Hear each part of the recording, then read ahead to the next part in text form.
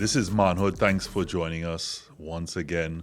The topic today, I'm going to go straight into it because I really dear one to my heart. This topic is called Lost and Found. And the reason why I'm saying it's dear to my heart is because we're going to compare it, or we're going to bring up comparisons and stories from bush life, hashtag bush life, where we're talking about the forest, we're talking about wilderness. And it comes from a place of men don't like to ask for directions. Men don't like to ask for help. And when I say, and again, yes, there are anomalies and men might be saying, oh, I don't have a problem asking for help. We're not talking about Waze or Google Maps.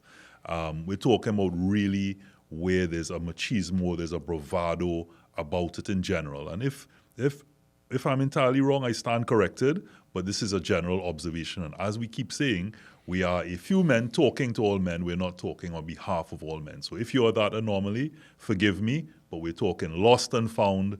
And to have that conversation, we have two of the best, I would say, in Trinidad and Tobago to direct us in the best way when it comes to bush life. To my right, David Douglas, wilderness expert, also a paramedic. 20 years ago, I believe it is, you were telling me, he was backpacking, of course, married a Trini, and then the rest is history. But we'll hear more about that one. To his right, Captain Vallence Rambharat, the term captain given to him by the Hunters Search and Rescue Team. That's, they say all heroes don't wear capes, and this gentleman certainly is one of those, and we thank you for that service. So for this show, I am periodically going to address you as well as Captain. I think you've deserved that title. And to his right, Johan Sayudike, yes, in a different seat today, behavior change consultant. Glad to have you back. You missed a session, but that's okay. That's okay. Lost and found. Lost and found. I want to. That's a topic because we have to put something at the CG or the lower third, the CG bar. But really and truly, we know what we are talking about. Men, in general, at some point, and it mightn't be a particular thing like a direction, like to go somewhere, but in general, we have. I think, and of course, this we discussing. I think, in general. So let me go from a developmental point of view, right? Boys generally learn by experience, right? That's how males generally learn. So like we say from age 0 to about 20, 21, right? Abstract thinking develops earlier in women than men. Because, sometimes you'd say women mature, quote unquote, faster than boys. But boys, we need to experience. So sometimes you need to burn to learn. If you don't burn, it's not real to you. So I hear what my parents say, I hear what my elders say, but if I don't actually touch it and get burned or get shock or whatever it is, it wouldn't actually be real. So I'm using that first in terms of, let me say, psychology, right? So you have to get lost to find the place. Yeah, you have to get lost. And if you find yourself, then it sticks, right? Tell me your thoughts. No, I agree 100%. Burn to learn. I'm a burn to learn fella. I have 3 boys. I think 2 of the 3 of them are burn to learn boys. I agree 100%. And I think it builds character. Yeah, and I think that's how habit and character is built in boys. And generally, men has that bravado about them. And it goes back to the fact that the world is there to be explored. And were it not for men, we would not have advanced this far in terms of the development of the world. We're talking about exploration for oil, for gas. It's a very risky business. And I think that's the nature of men. And as an educator myself, because, Robert, I had my career in education, you find that as a classroom teacher, you find the boys tend to be more energetic about being outdoors and doing things than the girls. And that really has been my focus as I move through my education career, because I understand what it is to train boys in various fields, whether it's sports, whether it's outdoor activities, over time. And this is a reality we have to face, whether in fact our boys are confined to homes with devices, or are they given that opportunity to get out there and explore Trinidad and Tobago and swim and jump and run? And that's something that bothers me. And with respect to being lost and found, as we grow older, we remain more or less the same way. That's how we learn. And I agree with We're lost most of the time. yeah. So I would tell you about Bravado in a short story. We recently had a lost hunter. And he thought, that he could have explored the forest alone. It was his first time in South Trinidad.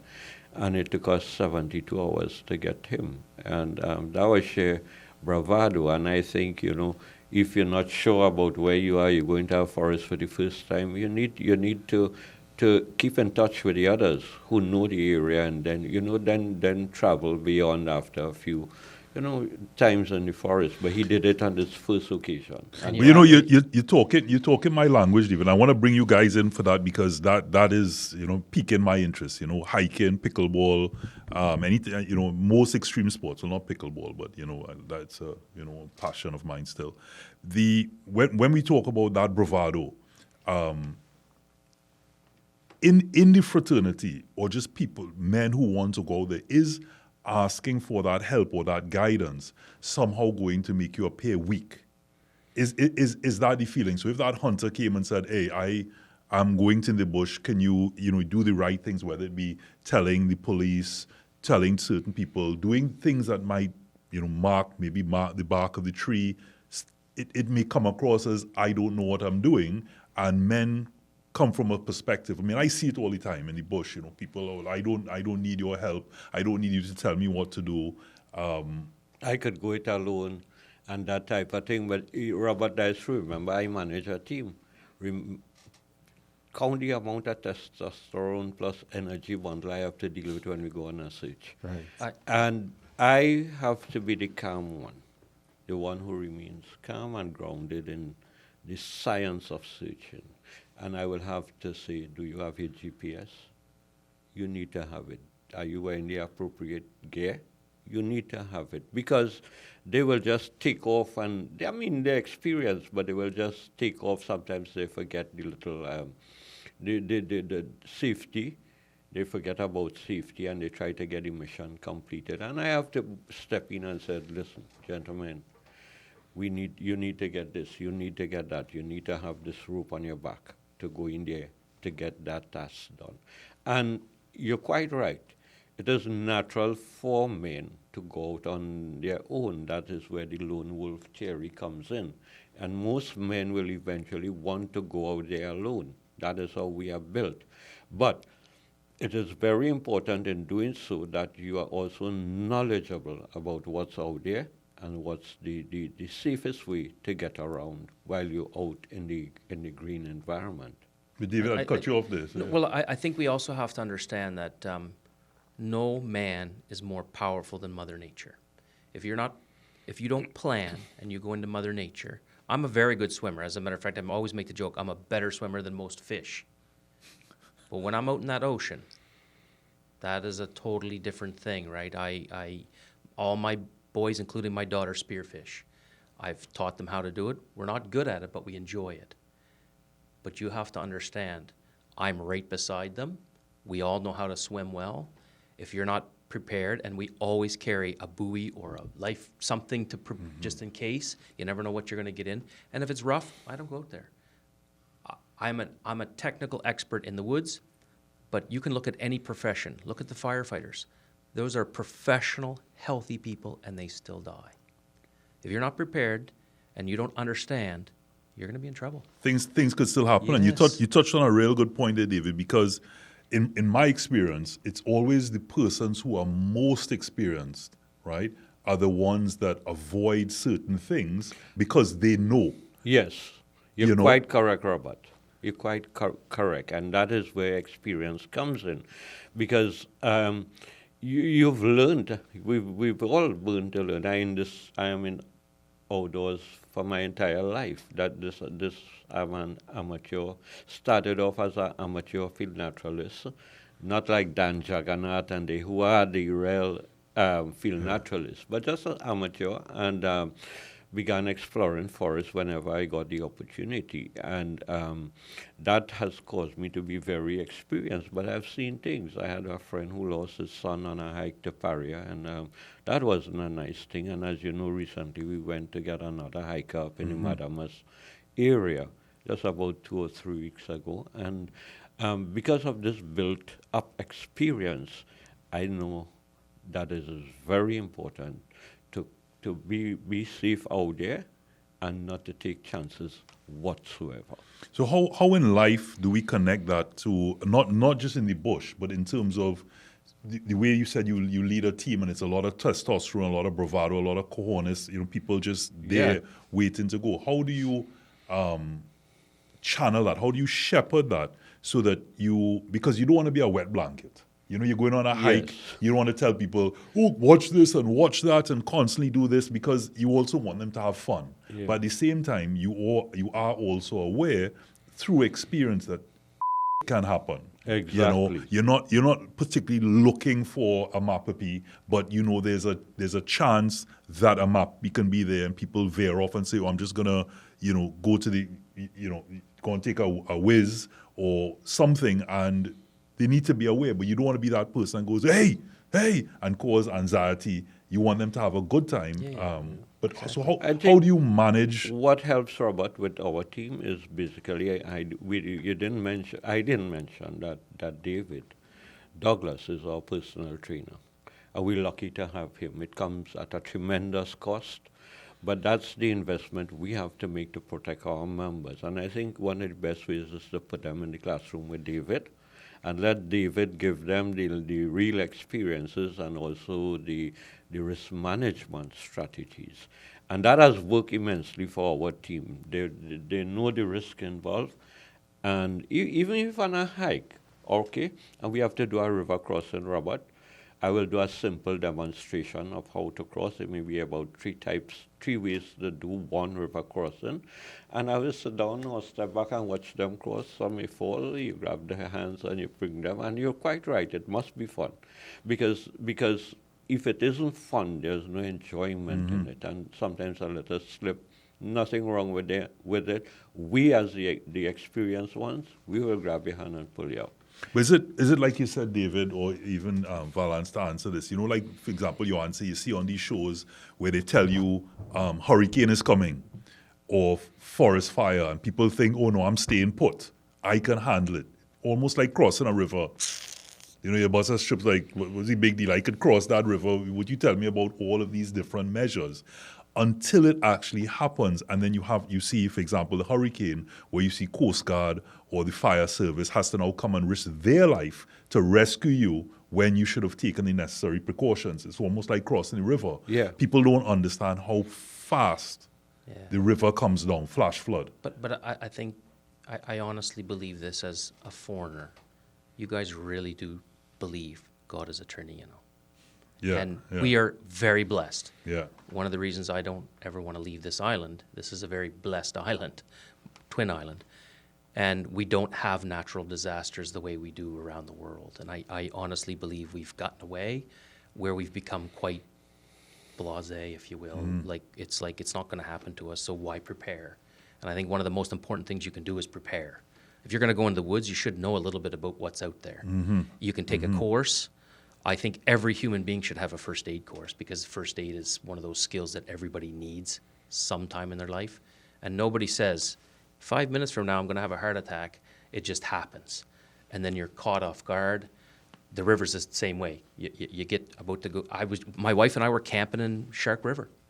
I hear, what is that? I've never heard this before. I never saw no rain. Beautiful day, but it rained in the mountains. And literally right in front of us, it's like a tidal wave of dirty sticks. You were in that river, you were in trouble. Just like that, it happened. If you're not prepared, how are you gonna, you have to be prepared to go in the woods. So taken from what you just said, you're an expert, and even at that point, you were fortunate to be on the bank. Correct. At that point, because even you, nice day, all the rest of it, nice calm river at that point, didn't see that coming. Thankfully, nobody was in the river. So how do you prepare for something like that, and an Well, eventuality. I think one of the most important things any human being can do is stay fit, right? If you are in a situation like that, you're obviously going to be more likely to get out alive if you're healthy, if you're fit, if you can move, if you can get away, if you can run. And that's one of the things. And as you get older, that's way more difficult to do. But I think if you stay fit, that's one of the key things. And if you are educated if you're going to go in the woods, you should be educated what's Yeah. out there. What I could add to that also, and I think what I've noticed in my personal life, and even for men in general, all of us men have an instinct, An instinct. right? Some people call it a spiritual guide, the higher self, the Holy Spirit. Everybody have a different, the universe, everybody have a different sense of what it is. But all of us have an instinct. And some of us could be skill, could be training. Some of us follow it more than others, right? In Trinidad, we have this thing when you know you're supposed to do something and you don't do it, you say, well, I had a mind, something tell me I'm Yes, supposed to that is X, gut Y, feeling. Z, Yes. right? But that is a real thing, right? And I can tell that because I've tested it scientifically where all the gut feelings, I follow it 100% and see what happens. And I also do it with other people. And it always has led them correctly. So let's just say you're asking how to prepare. If you hear a sound, right, in the bush, or let's just say any situation, you go to your job and you normally see something, but you see something strange, that's a red flag immediately. But some people, right, because you're not in any habit of it, and I would say especially as men, to be able to follow that. And I think following the instinct is an important part of it. Correct. As we talk about lost and found, one thing I wanted to bring up, and you had mentioned, Vallence, or you started off with it, Johansi, with this whole burn to learn. So my thing, is it then that we can accept that there are going to be casualties of war? So because if the nature of men and boys, that you have to go through a certain amount of burning or a certain amount of disaster for things to be found. And I'm not, with boys, it could be something as simple as you shock yourself, you realize, okay, don't put your finger in that socket. But in terms of finding exploration and finding new frontiers and discovering new things, that would have come with a certain, I would assume, if you look at it through history, a certain amount of fatalities that got us to have that understanding. So is it then that's par for the course? So almost like hunting, like going out there. Since that young lady passed away, God rest her soul, we've had several hiking meetings, several things have happened to really bring about a common understanding from the fraternity that these are non-negotiables. This, and if not, it must go to legislation that the hiking fraternity is recognized in the various bodies. Otherwise, without a permit, it's illegal to then go and do what would have normally been casually going to bathe in the river. I just want to make one thing clear. My definition of burn to learn doesn't mean you die, right? So if I'm about to do something, I would hope one of you three, if you know better, would stop me, right? Especially if it looks like that's probably going to end your life. Like, I think that's very, very important. Yeah. So I would hope nobody would let you do something that's going to end your life. Burn to learn to me is like you learn a lesson. So it's a lesson to be learned, but you can't learn a lesson if you're dead. So how does that differ, David, to like being a wild? So and when I say wild, you go down the islands or you do something and someone goes, I want to jump off that rock. And you might go, hey, the waters, the currents are bad, or there may be some rocks under there. But there might be 3-4 women on the boat. Well, I have 3 boys Right. and a daughter, Yes, and and they so jump they- off rocks they- all the time. But what I do, as I go under, look at the depth, I'm actually there. No, but you're checking that for younger so- people, but I'm talking about where females are involved now. No, there is a want bit to of show a off. show off for the ladies, Yeah. and they may die. But you're raising a point, right? I want to draw two examples quickly. We have this perennial problem in Trinidad and Tobago when we have flooding, and you have sea persons driving through these floods. In the last 2 years, Robert, we've had 2 deaths, right? One in Trantrail Road in St. Augustine, and the other one on the M2 in Princestown, which we were involved in trying to rescue the guy. He eventually succumbed to, he drowned. But the thing is, even though there is an information program and you're trying to edify the public about not driving in swift moving waters, it still happens. So you see, no matter how much you teach persons or you send a message outside, it will still happen. And that's the burden to learn, because some will learn and others will not learn anything from that is it. the truth, you know. We had two it's unfortunate. persons who I know in 2021, a gentleman diving off Turtle Rock and drowned, right? And then there was one in Ottawa Village. We were searching for a toddler who eventually we found drowned, and he came in, a relative came in and just dived off a platform in front of us. We had to rescue him, throw him onto a fire van, a pickup, for him to be taken to the Miaro Hospital, and he died, right?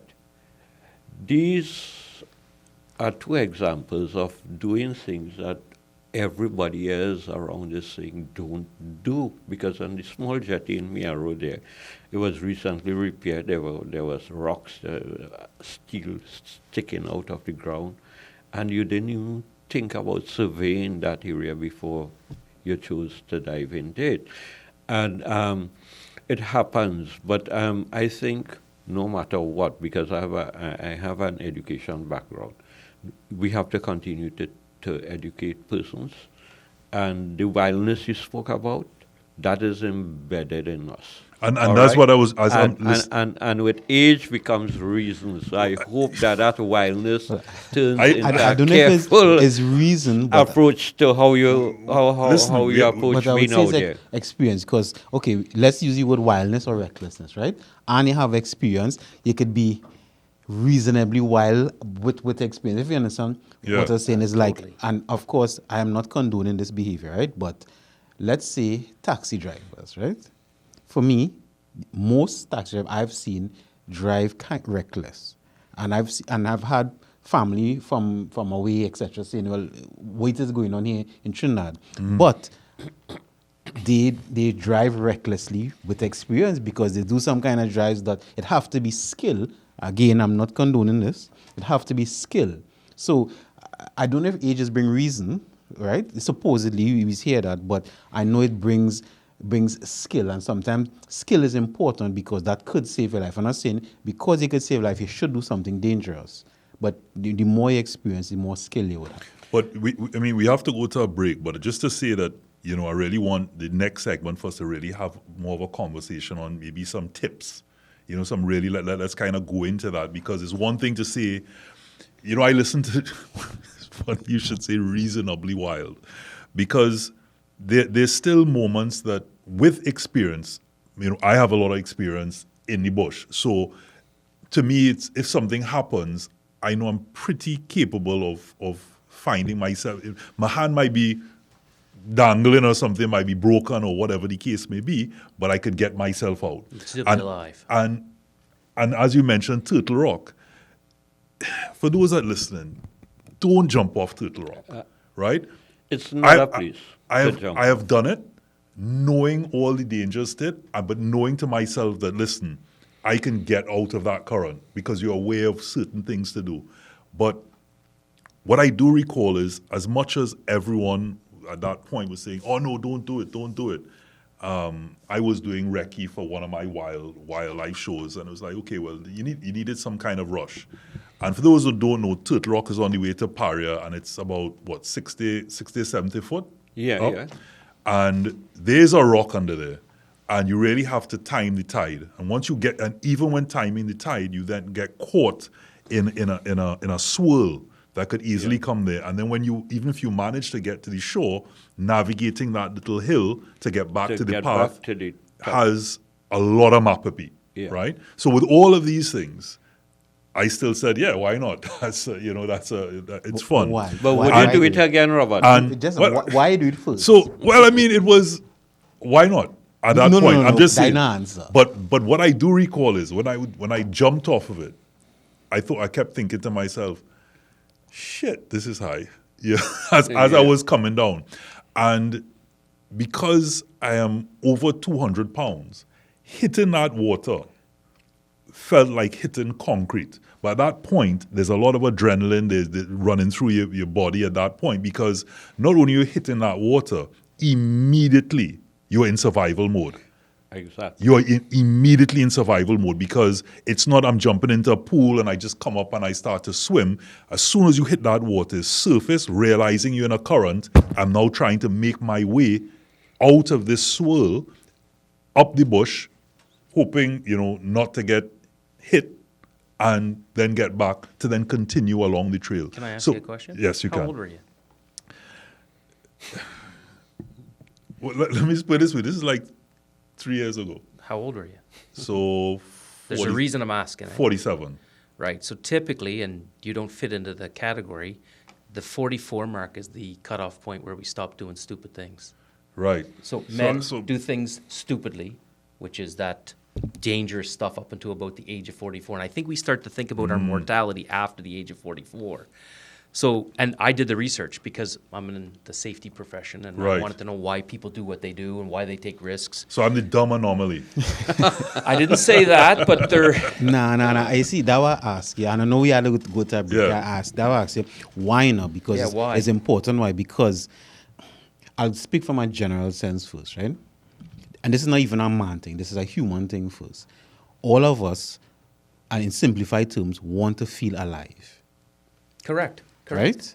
And that being alive is different things to different people. So it could be jumping off the rock for somebody. It could be going to university at age 45 again. It could be doing 3 degrees at the same time. Everybody have a different feeling of alive. But all of us want to feel alive. And the typical life that most of us lead, we don't feel alive. It's just the same routine, and it's just kind of going by the motion, etc. So when you have the opportunity now, and sometimes that's where the pent-up energy is. Yeah, but help me understand this, because you asked if I'd do it again, right? Unless I had to save somebody. If I had to save somebody, I'd do it. Like if some stupid person did it, I would, and I had to, I would, especially if I was leading the hike.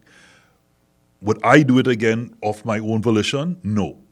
However, why is it within that knowing all the things that why someone else would have said you shouldn't jump, that I did it, but I can say in my mind, hey, I did it, even though I know I wouldn't do it again. So why is it I'll prevent someone else from doing it?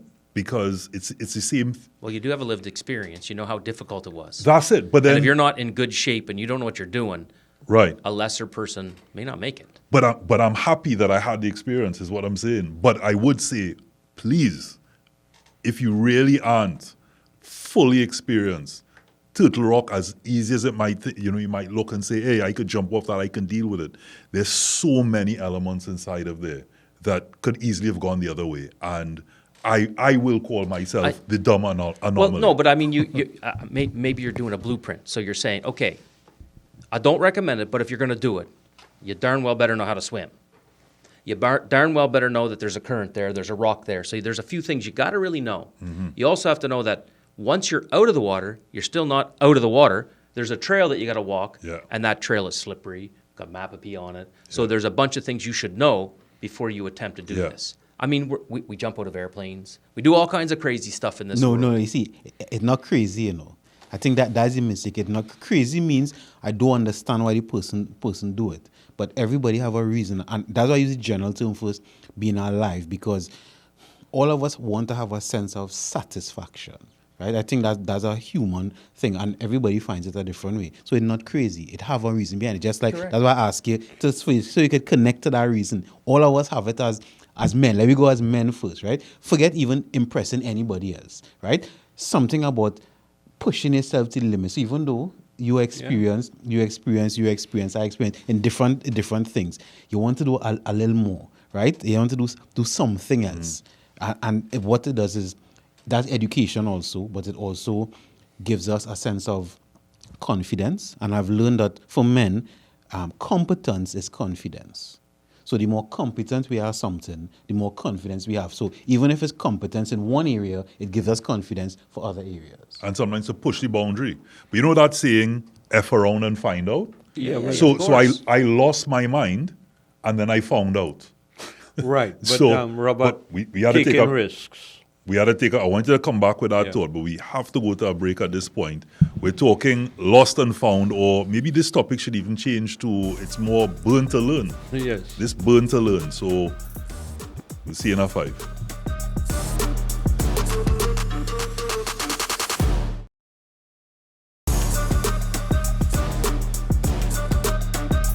This is Manhood, where we're talking about lost and found, burn to learn. And Robert, I was going to make the point about taking risks.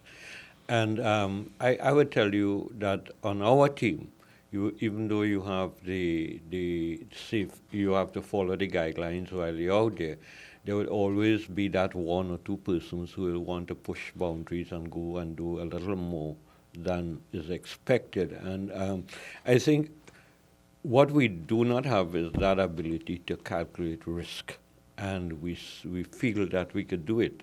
Sometimes when we have females on our team out there and we are sliding down a slope without a rope, we have to stop and think about them. And they would say, no, we want to do what you're doing, and then just to follow suit.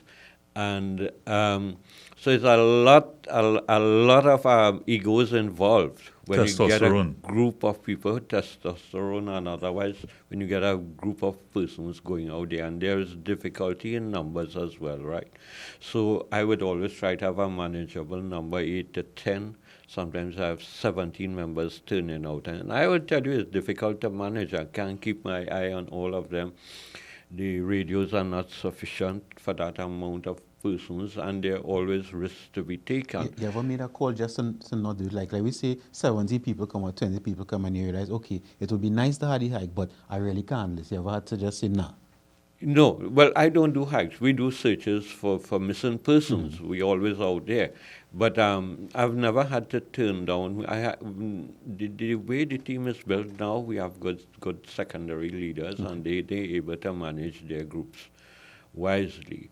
But what is important to note is that this little wanting to get this done and get it done quickly, that causes problems. So I'm hearing David, I want you to chime in here, like not to bring everything to hiking, but I know it will vary from trail to trail and where you're going. But is there a suggested cap? Like sometimes you go on a hike and you see 30, 40, sometimes 50 people or more, depends on how easy it is to get there. Like if it's a Marion Gorges or Rio Seco waterfall, and it's a whole crowd of persons coming there, and you're looking at it from a perspective of, okay, it's a trail, they have a life jacket, but again, in our experience, even Rio Seco Falls, I've seen that water, that fall churn up to a point of persons going under, and how easily you can get pushed and come and to the bottom of that. But is there a suggested? I think I always go back to preparation. I think if you had a guide and he had 30 people, I would like to think that he's smart enough to know what he's dealing with. Which ones can swim, which ones can't swim, which ones are good shape, which ones got... So I think if you had 30 people, one guide, and those 30 people are in good shape, they know the wilderness, they know all of that, I think you're going to be successful. I think if you have one guide and 30 people that have never been on a hike, they're wearing flip-flops, they're not prepared, they know nothing, they're all out of shape, you're going to be in trouble. So I don't think that's a good idea. So David, I'm gonna ask you guys point blank. Do you think that we have that in place as a fraternity, as a setup that you can say, I'm confident that I'm not asking you to call any names of individual organizations or groups. I'm saying to you in general. Do you think that those things are followed? I worked with a particular hiking club, and when he had a big group, he actually hired me to come with them as a first aid person. You get the backpack, first aid gear. I'm at the very back, bringing up the rear while he's doing his thing. You don't even know I'm there, and you shouldn't know I'm there unless you need me. And I think that was very responsible. It was a big group of people, and they were in good shape. These people were in good shape. They're young, they're healthy people. But I think I think we do. I think once you use common sense, that's a common sense thing. And I think once you use your common sense, once you do a little research, once you know who you're dealing with, you make the right decisions. And I think we have good decision makers in this country. I really do. That's really refreshing to know. But Robert, I think the rule of thumb in hiking worldwide is 1 to 10. All right. I mentioned earlier that I'm comfortable with 10 members of my team going out together with me. That is what I could manage, and I think what has happened is because people want to make a profit from hiking, they increase the numbers without a commensurate responsibility to safeguards and following guidelines. And that is why we came together with the fraternity to stop this in its footstep. I think a reasonably priced grouping should be 10, with 2 senior persons together with that 10 to take them to any hike or any expedition, be it down the islands, on a boat, any path, Trinidad and Tobago for exploration purposes and leisure, of course, should be 1 to 10. It should not exceed that at no time. And that's an industry standard that we should adhere to.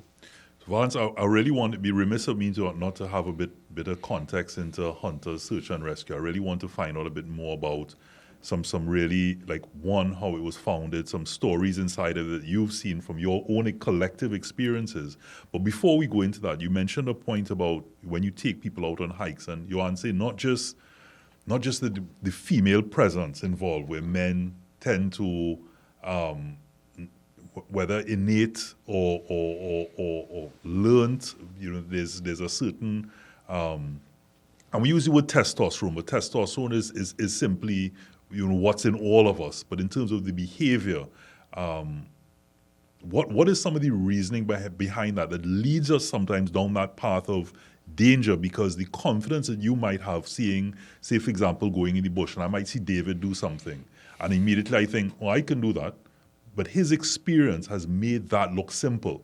Or he's also aware of okay, I'm going down here, and if these other things happen, I know what to do. You're simply looking at it as, oh, I'm sliding down that, not realizing that there are many other factors in there. What gives us that, and for lack of a better term, right now, because I said I'm the dumb anomaly when it came to jumping off the rock, what makes us stupid? Well, okay. Well, and it's good not to describe it as stupid, because, and this is for all of us, we have something called mirror neurons, right, in our brains, right? That's mostly active when we are little children, because we have to look at others to see how to navigate the world. So that's like how child learn to walk, etc. But all of us still have it active. So that's why when we watch Fast and Furious, we feel we could drive the car like that. We watch a show of people dancing. We think, because we want to, those neurons in our brains want to imitate it, right? Now, they say knowledge is power. So if we are aware, firstly, we have something like that, we could understand that, okay, I feel I could fight Kung Fu now because I watch a movie, but I know that's just the excitement, the mirror neurons, the adrenaline. So if you're aware of that, one, you would make better decisions. That's one. Two is, let's go with the impressing. I mean, we all know there are men who, when they see women that they like, or maybe they just women in general, I want to look impressive. So that's why, one, having somebody who could manage that, because sometimes it's emotions the person going on, right? And which could endanger the entire group. But also, even as men, we know we like that, right? You may not be like this all the time, but you have some of that in you. And because, again, you know it, again, that's why I'm going always with knowledge is power. Being honest with yourself about who you are as a man could also help you taper it, because, yes, I know I want to impress, but am I dead? Or I know I want to impress, or I might put somebody else's life in danger. But you might still do it. That's my point. So even if I say something like burn to learn, burn to learn is also, guys, surviving. Yeah. Because if you look at it, that there's certain people that might burn to learn in terms of thinking, I could follow David down a particular path and nothing may happen to me, or something minor may happen to me, and I might learn from the experience to say, okay, well, this could have happened. But then someone else might do it, and all the factors that made that risky occurs, and you mightn't live to tell the story. So therefore, it could be burn to learn where you've lived the experience, or it could be where someone has looked at someone, be ignorant in that particular case, and then realize, okay, well, that's not a good idea. But yet, I want you to come with me, though. So if I am the one down there, I have 4 children. I want them to experience life. I want them to jump off, well, maybe not Turtle Rock, but they're all good swimmers. But I want them to be knowledgeable enough to know that there's certain things I have to plan for and all that business. So listen, you come down with me, I got your back, and I would expect that you'd have my back too, right? So I want them to burn to learn, really. I really do. Now, I don't want them to be obviously injured or killed or anything like that, but as a father, you want to allow them. I mean, we went to 3 pools. They're all jumping off the cliffs in 3 pools. And I'm there, boogie board, flippers on, jump. I see what you got to do there. My daughter, I'm very proud of her. She's got 3 brothers she has to contend with. She's a twin of a brother. She's jumping off them rocks just like the boys. So what does the Trini wife say in all of this? my Trini wife does not swim. Well, she does. She swims like basically the same as a rock. So it's not a very good swim, right? But she's usually not there because you have to go kind of on a hike to 3 pools. So she'll stay on the beach, usually cook because she's a chef. She's a chef. So she doesn't get to see that until you see the videos.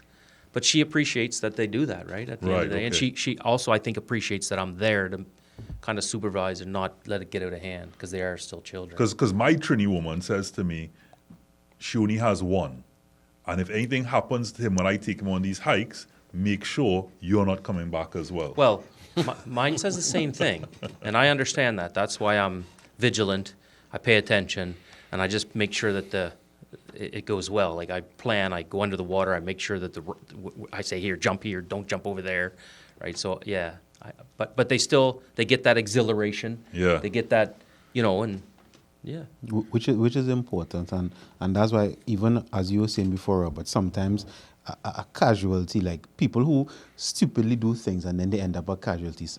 In some instances, and I'm sure you would say, you can't avoid that, because in the discovery of many things, people died, right? And I'm not saying it's a good thing, because those people also sometimes in their gusto, in their gumption, they want to discover, because let's say discovering the new world, many people died before all of the famous discoverers actually lived to write it. All the discoveries we had, the electricity, somebody get electrocuted, correct, right? Somebody's plane crash before we get it. Somebody, something. So I think that is this to me the beauty of being a man, and as we in manhood is that pushing your limits is important, right? And sometimes it don't have to be you lift 10 pounds and then you lift 100 pounds after.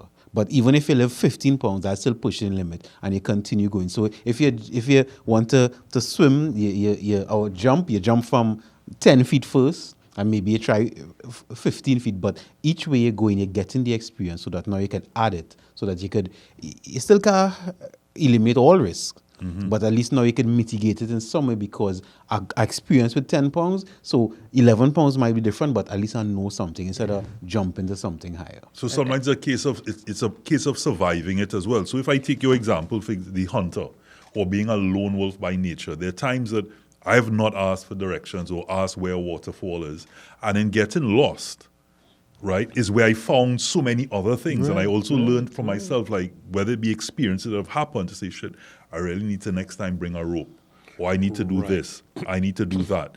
But again, I've been fortunate that nothing happened, because other than that, I could have been calling meeting Vallence in the bush. Yeah.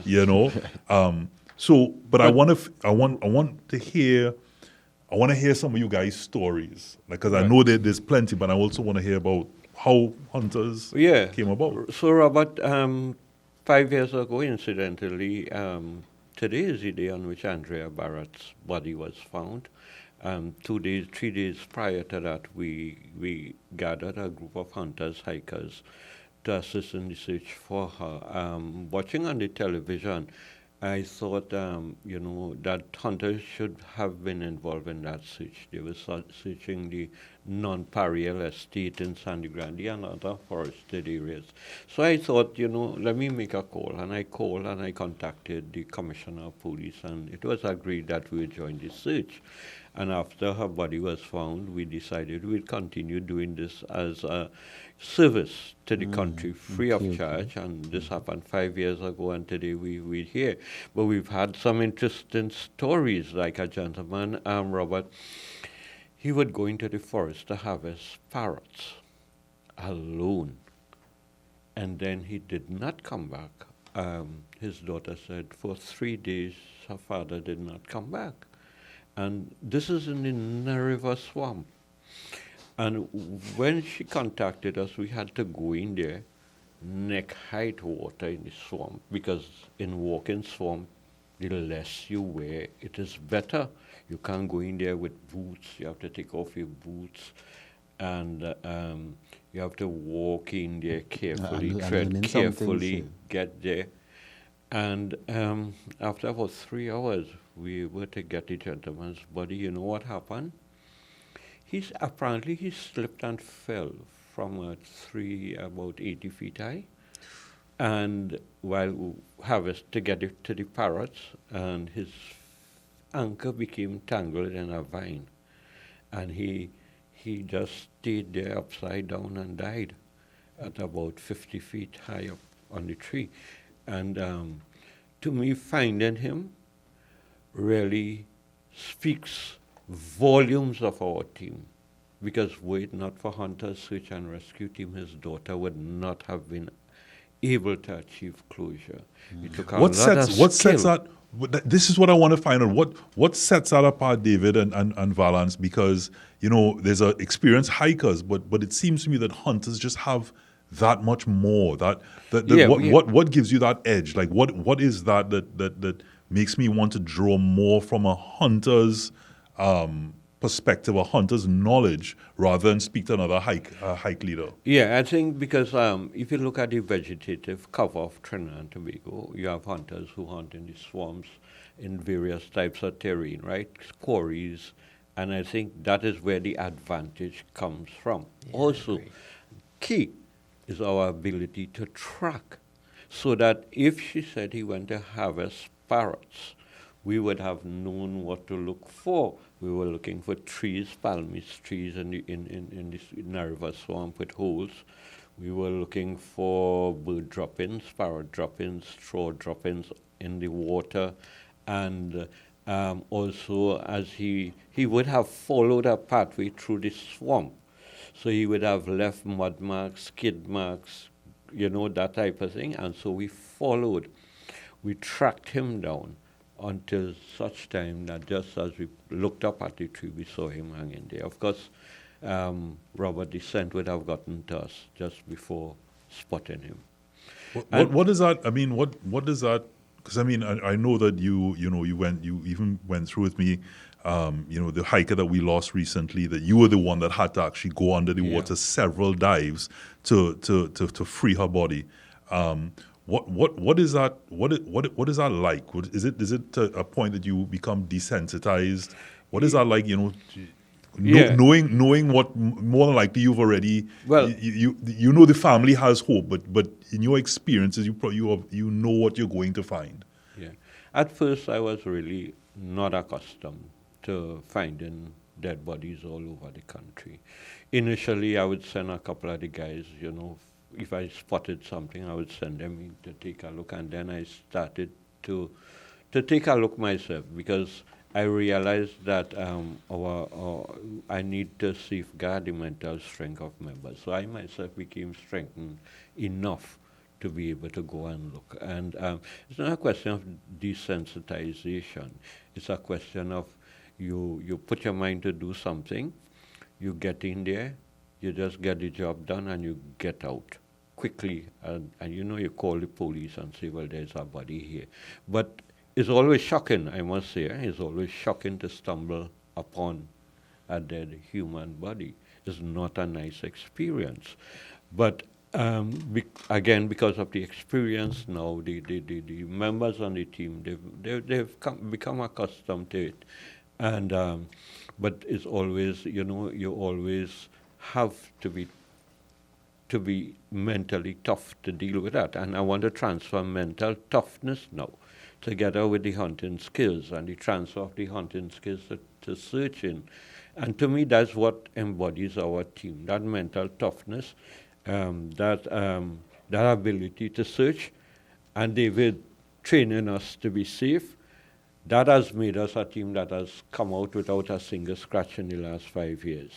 The makeup of the team has been carefully structured by myself to be that, because safety is the most important thing paramount on the team.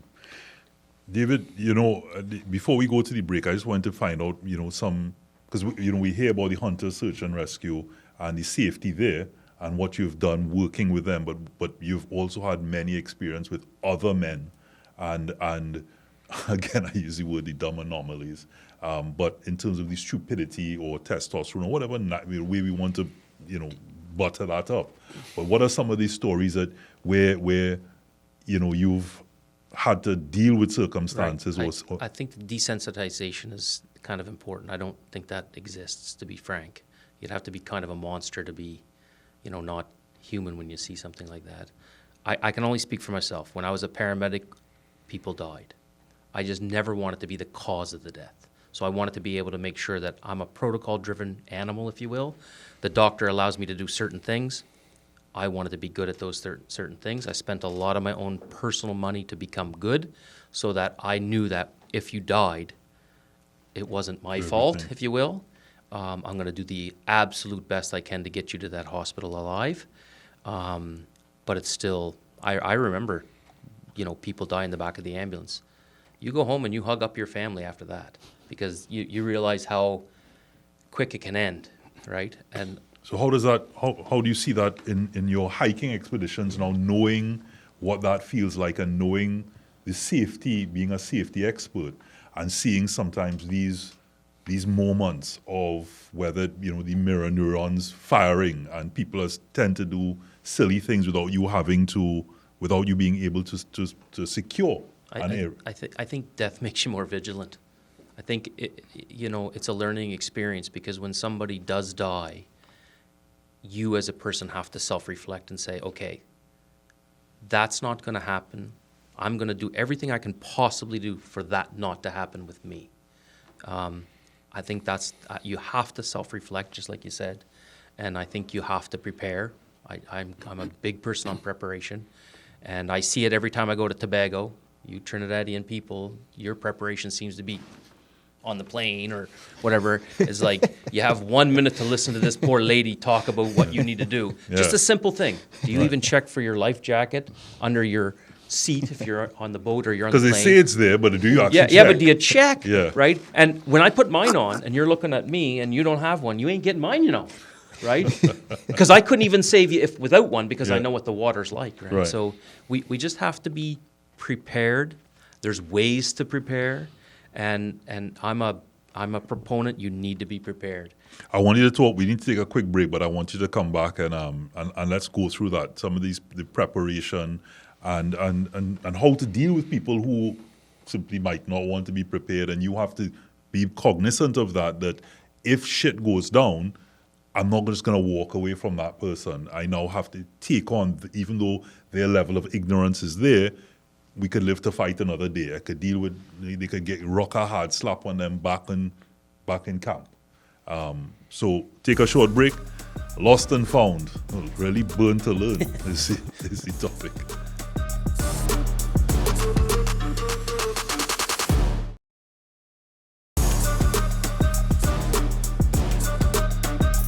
This is Manhood. We're talking Burn to Learn or Lost and Found. And you're going to tell us about risk mitigation, some techniques in terms of assessing risk. Yeah. So I think one of the first things everybody can do, before you go to the woods, understand the woods is a dangerous place. You have to have certain training, certain knowledge. You have to know what is out there.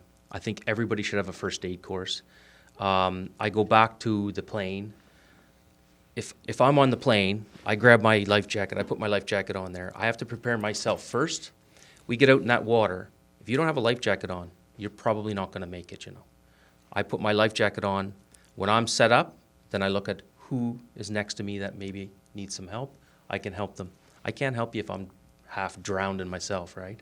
So I think that's the key. The key is you have to be that person that, number one, you're prepared, you're knowledgeable, you're trained, you're fit. Fitness, fitness is so important it isn't funny, right? Especially when you're going out there for 4, 5, 6, 7 hours. And then you might be responsible for somebody to get them out. I ended up just like you having to carry somebody 3 hours out of the woods on my back. Thank God I was young, strong, and fit. I'm a little older now, not as fit. I probably could do it, but I would struggle. I just think that people need to be prepared. What does fitness look like? Like, for example, if you were to connect it to, say, the savannah, is it that you must at least be able to walk 3 savannas or do 20 push-ups? What does that look like? Well, I think one of the key things is, can you carry weight on your back for a distance? Now, I think there's a level of fitness that they talk about carrying your own weight, 200 paces. That means your muscles are relatively strong. I think there's a certain amount of cardiovascular. If you're going on a hike for 3 hours, it's an hour and a half in, an hour and a half back. That really shouldn't wind you. You should be, and you should be flexible enough that your muscles are going to work for that 3 hours, right? If you've never done a hike like that, I don't suggest you go in do a 3-hour hike. I suggest you start slow, prepare yourself, stretch, go out there, do some cardio, and then maybe do right? It's that old saying. I'm an old man, 56 years of age. If I wanted to do a big hike, I probably should see a doctor first, make sure that all my systems are prepared, and I have to like I go back to self-reflection. Like, am I really capable of doing this now, or should I maybe do it in 6 months after I prepare myself a little bit better, right? So you have to self-reflect and know yourself, because not everybody's capable of doing a 3-hour hike. When you look at, again, I'm thinking of myself as I think Turtle Rock, where in I would say my younger days, I know I'd be capable of, say, a 3-hour hike. And I'd be like, I'd be the guy that goes, let's go on a 7-hour hike. Where the 3 hours is actually going inside. Sometimes more, and sometimes, as funny as it might sound, sometimes coming back out is more technical than when you, like, for example, going to El Tacuch. Yeah.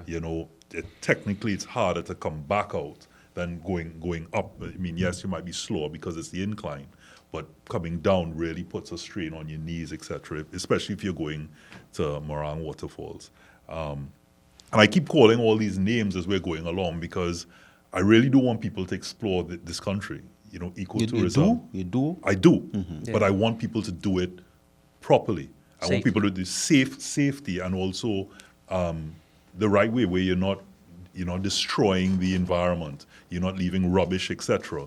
But safety being paramount, so that Vallence could sit back and have a coffee or tea. If we could have Vallence not working. We will enjoy that. He would enjoy that. We would enjoy that. And David doing more work than Vallence, or probably taking it or coming on a hike where they're like, listen, let's enjoy what is happening here, as opposed to being paranoid as to what may happen or a call out may come. Yeah. So, before we go into maybe some more stories or tips that you guys may want to share before we wrap up, to really have a sense of,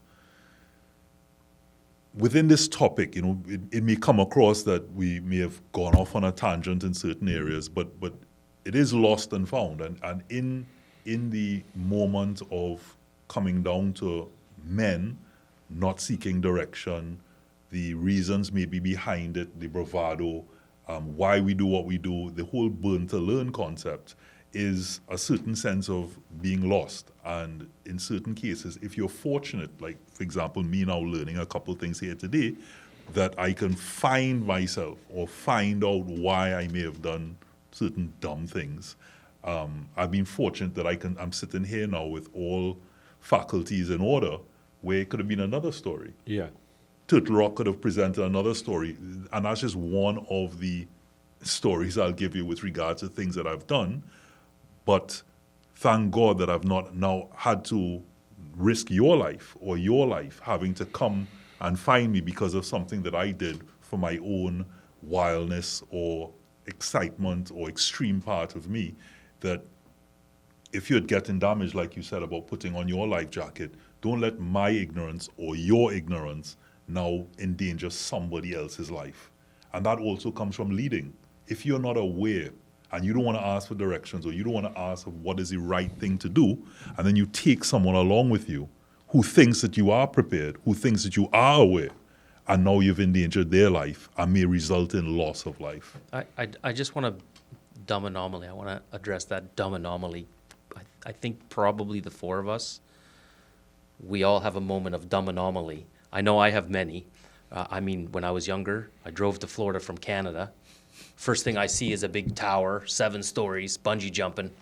I'm on that. Boom, in I go, pay my money.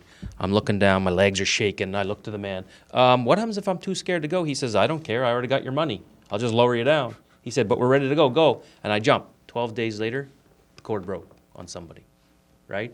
So, and I realized right there, like, there's a lot more to bungee jumping than just jumping, if you will, right? Mm-hmm. Dumb anomaly. I was just very lucky. See, again, not necessarily, because, again, in the past, boys had to go through a rite of passage, right? And a rite of passage is not really something that exists really in this modern day. So therefore, I think innate in all of us men, all of us want to go through a rite of passage. In different ways. Again, it don't have to be in the bush. It could be anything. It could be in an academic way. It could be in a technical way. However it is. But that rite of passage, so you could prove to yourself. It's not even to anybody else, It's to prove to yourself that I could. Mm-hmm. That I could do it, whatever the it is. And then once you know you could do it, you'll want to do more. But if you are afraid of doing it, whatever the it is, or you never do the it, then you might have fear for the rest of your life to do anything at all. Yeah. Yeah, and I think it's important to know. I think we all agree that that's the nature of men. We ready to explore. We ready to push the boundaries. If you go back in history, and you see the first people in Trinidad and Tobago were the Caribs and Arawaks, somebody would have had to leave Pedernales in a wooden canoe to cross the Dragon's Mouth to get to Trinidad. And who did it? Whether they survive or not, but who was the first person some to people reach? probably didn't make it, and Didn't make it, and we know nothing about them. And Yeah. then we don't know Right, so- anything about them. So I think Blaze the trail. men, and I could tell you it's men who did it, right? Mm-hmm. So even the first astronauts and the number of deaths we've had as they try to explore more of the universe. So it has always been men who have been doing this and leading out there, right? And you said I think more is like gathering little stripes, on your shoulder as you grow. Right, same and you thing. said, well, I've accomplished this. Robert, I did Sea Scouts. I did this. Then I went to hiking, and then I'm exploring forests all over Trinidad and Tobago. So we gather the stripes as we go along. But I am thinking now that there was on our team chat this morning a concern that we are approaching the carnival, and our team is always uneasy about the approach of carnival, and the reason being the vast majority of citizens really do not actively take part in carnival, but they seek a vacation in the outdoors, going to Tobago, going down the Church islands, camps, things like that. rivers, beaches, camps, a lot of camps. If you go Blanchisseuse, a lot of camps, people going to tree pools. And we always uneasy because we expecting somebody to call concerning The weather patterns are all over. the weather patterns. So somebody to call. And inevitably it might be a man or most likely a man we have to go and rescue or find. And so I think it will always continue to happen. I am hoping that through education, through programs like this, we could get to the stage where everyone is properly prepared, to go on an outdoor excursion. And it doesn't you know- take much. It doesn't take much. But because I wanted to, before we wrap, I wanted to, because again, a lot of times when we talk about things on the show, the obvious thing to certain people might be, okay, well, I hear you, but where can I get that information? Where can I learn that? Yeah. But before you do that, you said something about it's normally men. But, there's the other side of things where I know this is a men's podcast, a space of courage, where we're speaking predominantly about men, but we're also always speaking to all people. Yes. And women also may think to themselves, I don't want no man helping me.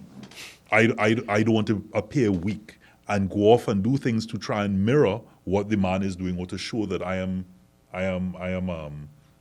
strong and capable. And themselves put themselves in. Well, in it happens harm's way as on a our result of it. team. It happens on our team where the women try to mirror what the men doing, and sometimes is onerous tasks we're performing, and they will want to join in and get it done. Whether it's to go out 3 hours to Madamas, to retrieve our body, they will want to jump in and mirror exactly what we're doing. But Robert, let's get to some serious things. You're going out with your family. What we found is a simple rope that costs a nice soft rope, not those nylon ones, maybe 10 feet long. You get one of that and you place it in your car. Okay? That's very important. We found that a rope can do so much in terms of the conduct of rescues and searches. A rope can perform many functions. All right? You might be able to tie a cooler cover to it and throw it for somebody if someone is in difficulty while bathing.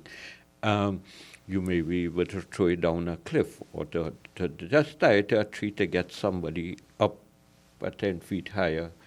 And so that's one thing. But you see, the safety kit, it's very cheap. You go down to Peaks, Bagwan Singh, anywhere, you will get a nice first aid kit. Very cheap, and David could go through the contents with you. But that rope is very, very important. And we could go on now. For example, you have to go outdoors with people who are knowledgeable about the area. Like, for instance, I would never advise somebody to really just go on your own to Mission Bay in Toku. Our experience is that anybody who gets themselves in difficulty, their bodies are never found because there are rock shelves underneath there and is extremely dangerous. There are other parts of Toku and Grand River that you could go and bathe, but that Mission Beach area, if you're going there, you have to go with somebody from the Toku area to bathe. Likewise, Miaro. Now, what we found in Miaro is that there is a longshore current that runs along the seashore. And if you're not knowledgeable about the currents in Miaro, you could get into difficulty while bathing in knee-height water, right? And then I don't have to tell you about Maracas. Sometimes you're bathing in Maracas and then these huge waves come upon you. So you have to be knowledgeable. Go to beaches with someone who knows the area. Now let's talk about rivers. The flash flooding that occurs in the rivers or the sudden gush of water, that's the main cause of death in rivers, all right? You're seeing sunshine all around you, and you do not know where this water comes from. It comes from rainfall in some other part of the mountain. And therefore, again, your rope will help you, David. And if you have a cooler cover, make sure it's nearby. So you could tie, and you could throw, and you could save lives. The other thing, as you're talking about gadgets and things to have with you, before we get into, of course, like where to go to get caught, to go on courses, things like even from your camel pack, that there's that same hose that you're drinking from, if someone is in difficulty, that is still a straw. That is still a 4 foot straw that can possibly save someone's life if they do go under in a capacity where you may not be able to. You may be able to swim, but not swim good enough to save someone or to hold someone. And but even this is the camel pack you could throw for them. It will have some buoyancy in it. Right. But I'm Right. talking about in the case of someone getting trapped Yeah. and water's rising, that's another method to at least yes. keep them breathing, Breathing. through I that. want to share a story with you.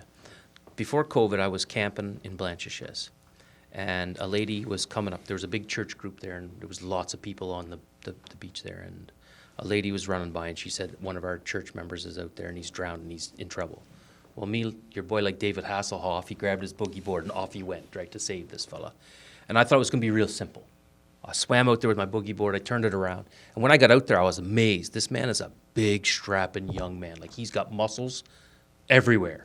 And I give him the boogie board. I look at him, and you could tell his face is like, if you hadn't been here in 1 minute, that was the end. I was going down. You could just tell by his face, right? I give him the boogie board. He grabs onto the boogie board. I said, you good? He said, yes. I said, let we swim. I start swimming. I don't think I was 1 minute swimming. I swam back. I had to grab onto the boogie board. Trained. Didn't know I was in a rip current. We're now being pushed out. I'm being flopped around. Now he and I are now hanging onto that boogie board for our lives. 3 more men, 1 guy with a life jacket to come out to save us. Now I think there's 5 guys on a boogie board. 5 guys on that boogie board. Not one of us, even though I was trained and know better, realized we're in a rip current.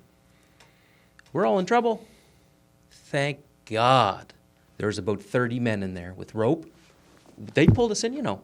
Now, everybody said, I'm the hero with the boogie board. Huh? I'm almost a drowned hero out there with the boogie board, but thank God. I go back to rope is very important. Yeah. The rope saved us. That they threw a rope out to us and pulled us in.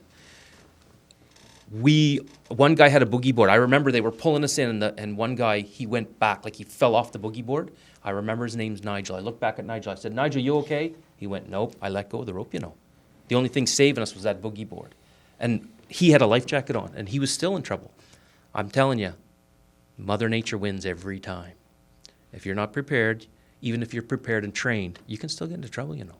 Where can people, before we wrap, where can one get that information, and more so than just looking on a website?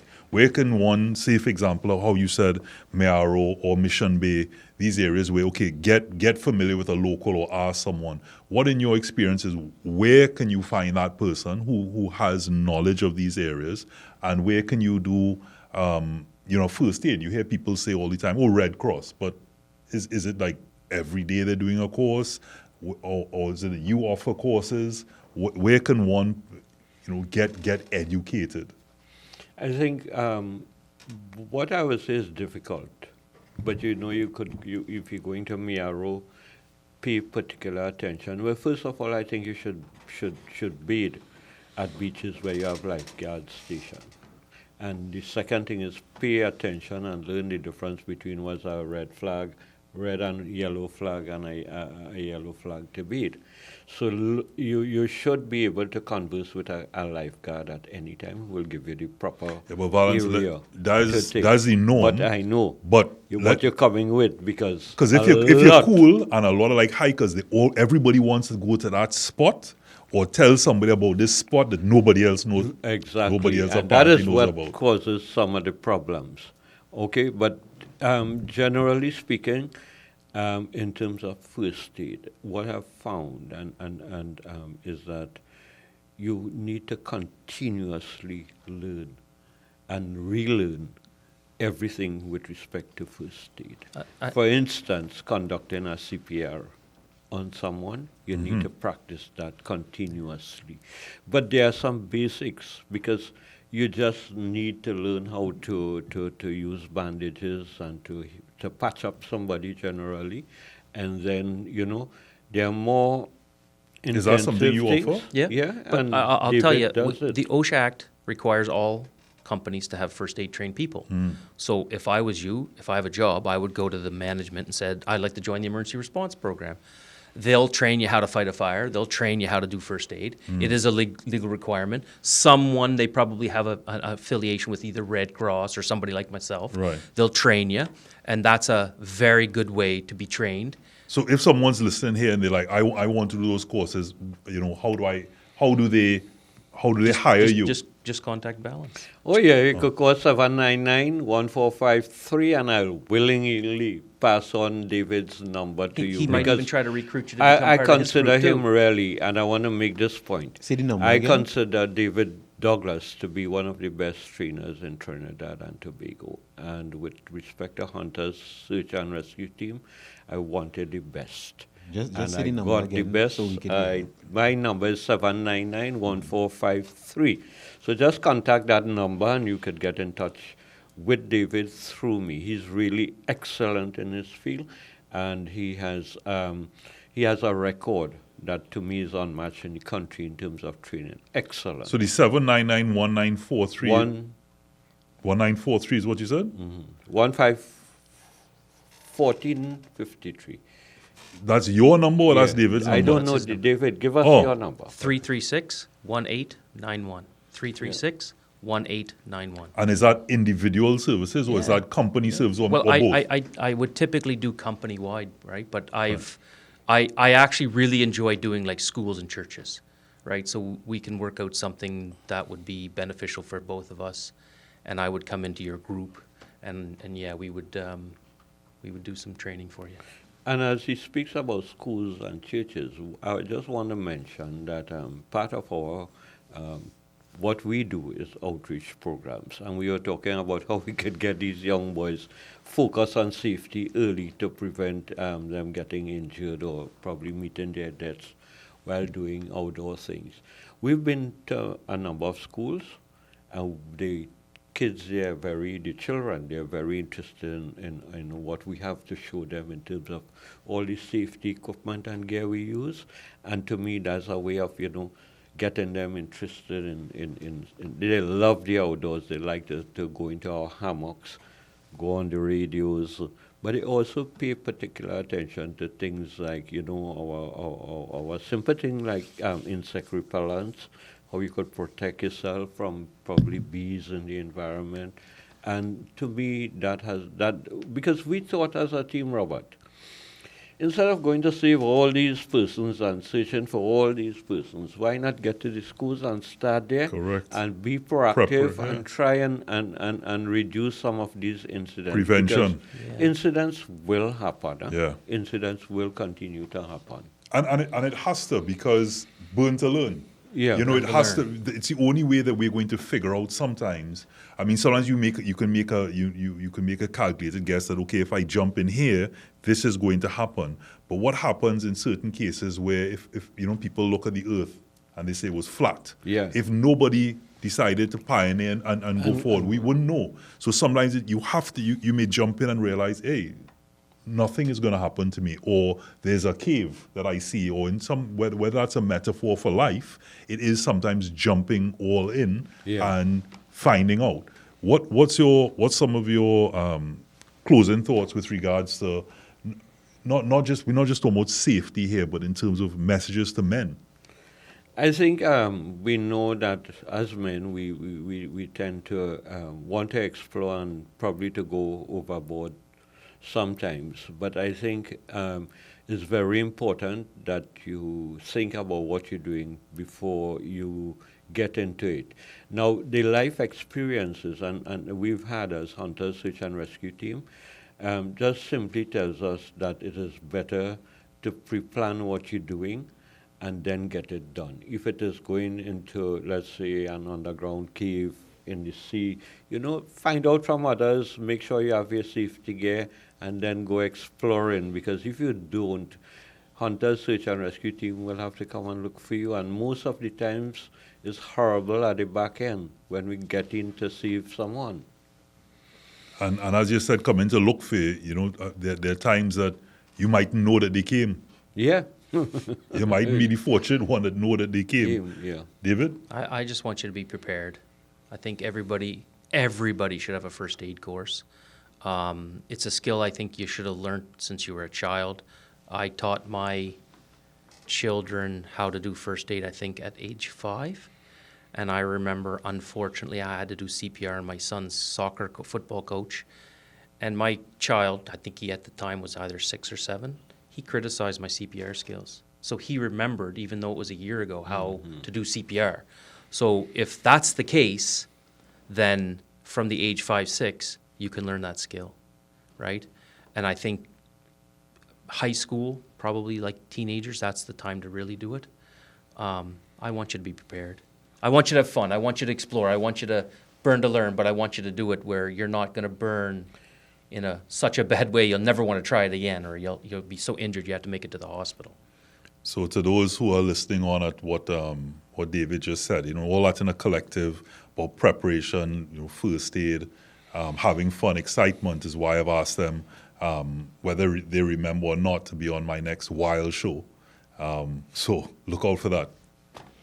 Gentlemen, thank you very much. You all gave me a better appreciation of why it's good to be an expert in your field, right? And that there are many men in society that are the pillars of society. Sometimes you don't even know, right? And what you said too when you brought up being desensitized, also it helped me even in my field to understand that sometimes when you're expert in your field, you would be quote-unquote desensitized to certain things because you have to be the person, the leader in that situation, right? I remember once I had an electrician come by me and he was getting shocked, right? And I was like, how you think? And I say, well, I just get accustomed getting, small electrocuted and a plumber might put his hand in somebody's toilet and you might think certain things, or a dentist. I was, now what dentist could go in your mouth as like, but everybody have their thing that is important to us running this society that's important. So it gave me a better appreciation of you all as men,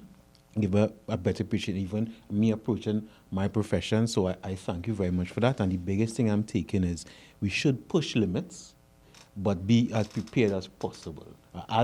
You can't account for every anomaly. So if you're going into a workshop, have all your pens, pencils, wherever you need. If you're going into the bush, have the rope, have the first aid kit, everything. And if you're going into life in general, whatever you think you need as a man, you can't account for everything, but be as prepared as possible. Yeah, agreed. So with that one, Johan, say when you say push limits, I agree. Push limits. It's the only way we'll find out, the only way we have the stories to tell. But what I'd ask is that you be the one to tell the story. Because you could push that limit and someone else and not be the one that's telling the story. Somebody's telling the story about this guy that did this and this happened. So be that one. I mean, there's two elements of fear. There's two sides of fear, rather. There's fear that you move forward and fear that you retreat. And the one where you move forward is simply courage. And any step in the right direction is a form of courage, is a form of bravery, is a form of strength. But do everything with sense. There's wildness, there's testosterone, there's all these names that we've given it as we speak about the nature of men, the nature of boys. And that's part of it. The part of it is burning to learn, but be able to tell your story. Let Vallence retire. Yeah? Correct. That's most important. Correct. So we have the number. We're going to put it at the bottom of the screen with regards to David. If anyone's interested in doing the courses, I hope that by the time you've heard some of these stories that you will be interested and you will learn and be able to save someone else's life should the case happen. So ask for direction. No harm in that. Within that element, there are other experiences that you can find out, other things, but make sure that if there's one thing that you're around to tell this story and that no one has to risk their life because of some level of ignorance. So this was Lost and Found, Burn to Learn. This is Manhood. David, Vallence, thank you so much for coming out, sharing that knowledge. Thank you for being the heroes that are not wearing capes that not many people may know up until today. Like, wow, I didn't know all this was happening. And that I hope that you can go on to teach so that people can enjoy the environment, can enjoy these hikes, and that Vallence is able to just sit back and watch more episodes of Manhood. Exactly. And chill. and not carnivals are time to free up and you're there asking yourself, I hope I don't get that call. You're hoping not to get that call. This is Manhood.